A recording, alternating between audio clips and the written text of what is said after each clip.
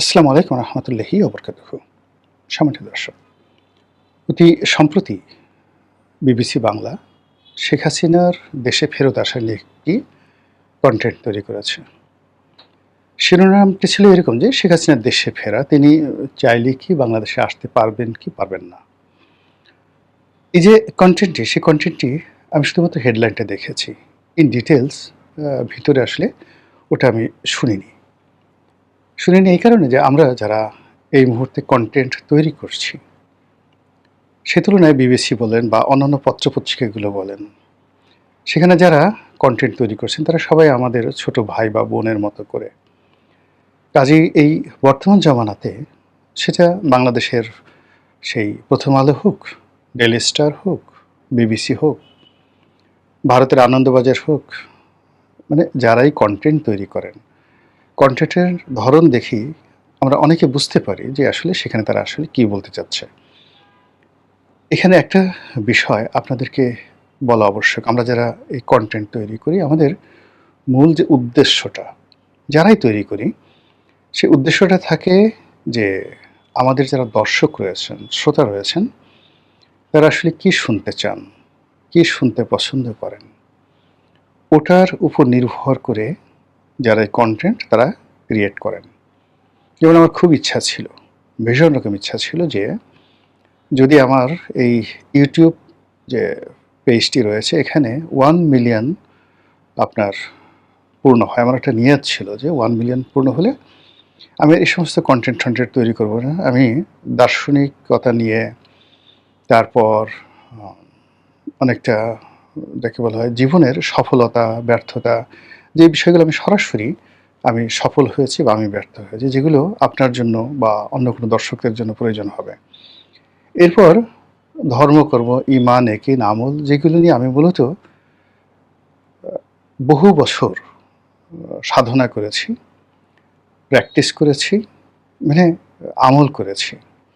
এবং আমল করার পরে ইবাদতের যে সৌন্দর্য, সেই সৌন্দর্যটা অনুধাবন করেছি। তো সেই কথাগুলো আমার খুব শখ ছিল, আমি বলব। তার বাইরে আমি কিছু ট্রাভেল ডকুমেন্ট করব এবং আমার এও ছিল যে এগুলো আমি তখন মনিটাইজ করব না, এমনি জাস্ট এগুলো ছেড়ে দেবো যেন মানুষজন দেখতে পারে। আমি কিছু কিছু এরকম কন্টেন্ট ছাড়লাম এবং দেখলাম যে আসলে খুব সিরিয়াস ধরনের, এই ধরনের যারা লোকজন আছে, আমার নর্মাল যারা ভিউয়ার আছেন, তার ভিউয়ার 5%ও এখানে অ্যাটেন্ড করছে না, কোনো অবস্থাতে অ্যাটেন্ড করছেন না। যেখানে নর্মাল একটা ভিডিওতে 1 লাখ ভিউ হয়ে যায়, ওরকম একটা কন্টেন্টে 5,000, 6,000, 10,000 ভিউ হচ্ছে। তো এরপর থেকে কী হলো যে না, আসলে মূলত যদি এখানে সাস্টেইন করতে হয়, টিকে থাকতে হয়, তাহলে দর্শকদের আবেগ, অনুভূতি, চাহিদাকে পুঁজি করতে হবে। এবং এই যে এখন সারা দুনিয়াতে মানে কোনো ইলেকট্রনিক মিডিয়ার যে স্ক্রিন রয়েছে, যেমন ধরুন বিবিসি টেলিভিশনের একটা স্ক্রিন রয়েছে, বিবিসি রেডিওর একটা ভয়েস আছে, তারপর বাংলাদেশের সব টেলিভিশনগুলোরই একটা স্ক্রিন রয়েছে। এটা এখন আর কেউ মানে যে বলা হয় যে আজ থেকে ঠিক 10 বছর আগে যখন একটা টেলিভিশন টক শো হতো, যেখানে অন স্ক্রিনে এটা যখন দেখানো হতো, 10 লাখ 15 লাখ লোক সরাসরি এটা দেখতেন। তো যেই অনুষ্ঠান 10 লাখ 15 লাখ দেখতেন, সেই অনুষ্ঠান এখন 500 থেকে 1000 লোক অন স্ক্রিনে দেখেন না। তাদেরকে ফেসবুক এবং ইউটিউবের উপর তাদেরকে নির্ভর করতে হচ্ছে। ফলে এই ইউটিউবে এখন প্রথম আলো বলেন, কালের কণ্ঠ বলেন, বা অন্য যে কোনো পত্রিকা বলেন, বা সময় টেলিভিশন, চ্যানেল আই, যে সমস্ত ইলেকট্রনিক মিডিয়া রয়েছে, বিবিসি বলেন, ডয়েচ ভ্যালে বলেন, সিএনএন বলেন, তারা সবাই এখন ফেসবুক এবং ইউটিউব কেন্দ্রিক। নরেন্দ্র মোদী থেকে শুরু করে ডোনাল্ড ট্রাম্প থেকে শুরু করে শেখ হাসিনা থেকে শুরু করে তারেক রহমান সাহেব, প্রায় সবাইকে এখন ইউটিউব নিয়ে আর ফেসবুক নিয়ে ব্যস্ত থাকতে হচ্ছে তাদের সরকারি কর্মকাণ্ডকে প্রচার এবং প্রসার করার জন্য। এখন যে পত্রিকাগুলো ধরুন 5 লাখ ছাপানো হতো, 5 লাখ ছাপতো বাংলাদেশের প্রেক্ষাপটে, এবং আমি সেই সকল পত্রিকায় লিখেছি। সেই সকল পত্রিকা এখন 5 থেকে 10,000 কপি ছাপায়। যে সকল পত্রিকা 50,000 কপি ছাপাতো, আজ থেকে ৫ বছর আগে সেই সকল পত্রিকা এখন মাত্র ১০০০ খানিক বা ১৫০০ কপি তারা এখন ছাপাচ্ছে। তো সেখানে কিছু নিউজ আসলো বা গেল, কারো বিরুদ্ধে লিখলো বা পক্ষে লিখলো, কিচ্ছু আসা যায় না।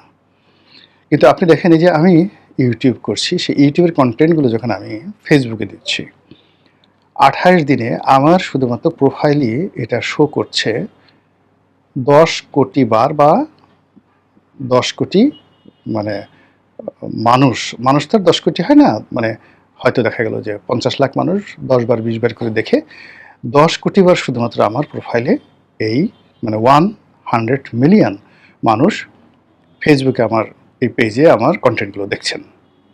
আর ইউটিউবে এটি অন অ্যাভারেজে 10 মিলিয়ন মানে ১ কোটি লোক দেখছে প্রতি মাসে। যেটি বাংলাদেশের এই মুহূর্তে কোনো পত্রিকা তার কোনো সিঙ্গেল কন্টেন্ট নিয়ে পারবে না। তো কাজেই আমাকে তো এই যে আমি যে জিনিসটা এখন করছি, আমাকে এটা যেভাবে এগিয়ে নিতে হবে, ঠিক একইভাবে বিবিসিকেও সাস্টেন করার জন্য এখন জনগণ যেটা শুনতে চাচ্ছে, বলতে চাচ্ছে, সেই বিষয়গুলোকে সামনে এগিয়ে এনে তাদেরকে কন্টেন্ট তৈরি করতে হচ্ছে। সেখানে সেক্স থাকুক, পরিমণি থাকুক, ভায়োলেন্স থাকুক, শেখ হাসিনা থাকুক, নেতিবাচক বিষয় থাকুক, ডাজ নট ম্যাটার, তাকে সার্ভাইভ করতে হবে। তো এই যে যেহেতু একটা কমন বিষয় রয়ে গেছে, এখন আমরা কোনো কিছুই ওইভাবে একেবারে মোটিভেশন নিয়ে তারপর দীর্ঘকাল গবেষণা করে তারপর ওইভাবে একটা কিছু বের করব দেশের স্বার্থে, পৃথিবীর স্বার্থে, জনগণের স্বার্থে, এইরকম পৃথিবীতে এখন কেউ নেই। নো ওয়ান, কোনো দার্শনিকতা নেই। আর এই কারণে ওই যে বিবিসিতে যে শেখ হাসিনাকে যে নিয়ে যে রিপোর্টটা ছাপা হয়েছে, বা ছাপা না মানে ওখানে তারা এটা কন্টেন্ট তৈরি করেছে, আমি এটা দেখিনি, বিকজ সে যেটা বলবে আমি সেটা জানি। এর কারণটা হলো যে এখন মানুষ শেখ হাসিনা সম্পর্কে শুনতে চাচ্ছে। একটি পক্ষ মনে করছে যে শেখ হাসিনাকে যদি আমি গালি না দিই তাহলে আমার কোনো অস্তিত্ব নেই। শেখ হাসিনাকে যদি আমি ঠেকিয়ে দিতে না পারি, তাকে যদি আমি ঢাল হিসেবে ব্যবহার করতে না পারি, তাকে যদি আমি লক্ষ্যবস্তু হিসেবে তুলে ধরতে না পারি, তাহলে আমার ২ পয়সার অস্তিত্ব নেই। কাজেই শেখ হাসিনাকে গালাগাল দিতে হবে, এরকম একটা শ্রেণীর লোক রয়েছে। আরেক শ্রেণীর লোক রয়েছে যে আমার সার্ভাইভালের জন্য, অস্তিত্বের জন্য আমাকে শেখ হাসিনার নৌকায় উঠতে হবে। সে আমাকে যত গালাগালি দেবে, যত কিছু করবে। আওয়ামী লীগের যারা লোকজন রয়েছেন তারা ১৭ বছর ভীষণ রকম বিরক্ত ছিলেন তার ব্যাপারে। কিন্তু শেখ হাসিনা চলে যাওয়ার পরে দেখলো যে ও মাই গড, অ্যাটলিস্ট তো ঢাকা শহরে চলাফেরা করতে পারতাম, এখন তো পালিয়ে বেড়াতে হয়েছে, এবং এইভাবে বোধ হয় শ্মশানেই মৃত্যু হবে অথবা কবরস্থানে মৃত্যু হবে। কাজেই জীবনের শেষ মুহূর্তে যদি শেখ হাসিনাকে ফিরে আনানো যায় বা তিনি ফিরে আসেন, আবার যদি একটু দাঁড়াতে পারে, এই আশা থেকে ৬ কোটি মানুষ প্রতিটা মুহূর্তে ইয়া হাসিনা ওয়া হাসিনা বলে জিকির ফিকির শুরু করেছে। একইভাবে আমেরিকা বলেন, চীন বলেন, তারপর ভারত বলেন, তারা এই গত ২ বছরে খুব ভালো করে বুঝে গেছেন what is Sheikh Hasina, what is Tarique Zia, what is doctor Muhammad Yunus, what is অন্তর্বর্তীকালীন সরকার, what is Awami League and what is BNP government. তারা খুব বুঝে গেছে, এবং কোন সরকারের কাছে তাদের স্বার্থ সংরক্ষিত এবং কোন সরকারের উপর তারা নির্ভর করতে পারে, এবং তাদের ব্যবসা বাণিজ্যের যে ধারাবাহিকতা, এটি কোন সরকার দ্বারা সুরক্ষিত হতে পারে, এটা আপনি আমি বাংলাদেশে বসে যতটা বুঝতে পারছি। মনে করেন যে লন্ডন, আমেরিকা, কানাডা, দিল্লি, তারা ওখানে যারা বসবাস করেন, তারা আপনার আমার মতো লেদু-গেদু ধলা নয়, তারা আরও অনেক গবেষণা করেন, ফলে তারা খুব ভালো করে বুঝতে পারছেন। তো বুঝতে পারার কারণে কি হচ্ছে, আন্তর্জাতিক অঙ্গনেও শেখ হাসিনাকে নিয়ে কিন্তু আলোচনা হচ্ছে। কি আলোচনা হচ্ছে এটা আশা করি ইন ডিটেলস বলার দরকার নাই। তো সেই ক্ষেত্রে কি হলো, এই যে শেখ হাসিনাকে কেন্দ্র করে তার পক্ষের লোকের যে আওয়াজ, এটি যদি উহ আহ ইয়ে হাসিনা ওয়া হাসিনা দৈনিক ১০০ বার হয়, ৫০ বার হয়, ১০ বার হয়, ৬ কোটি মানুষ আওয়াজ করলে কত হয়? আবার তার বিপক্ষে যে ৬ কোটি মানুষ, সেই ৬ কোটি মানুষের মধ্যে অন্তত ১ কোটি মানুষ যদি মনে করে আমাদের অস্তিত্বের জন্য গালাগালি, শেখ হাসিনাকে গালাগালি করা আমাদের জন্য এই মুহূর্তে বেঁচে থাকার অবলম্বন, কাজেই গালাগালি করতে হবে। ১ কোটি মানুষ ডেইলি ১০ বার করে গালাগালি করলে ডেইলি ১০ কোটি বার গালাগালি হচ্ছে।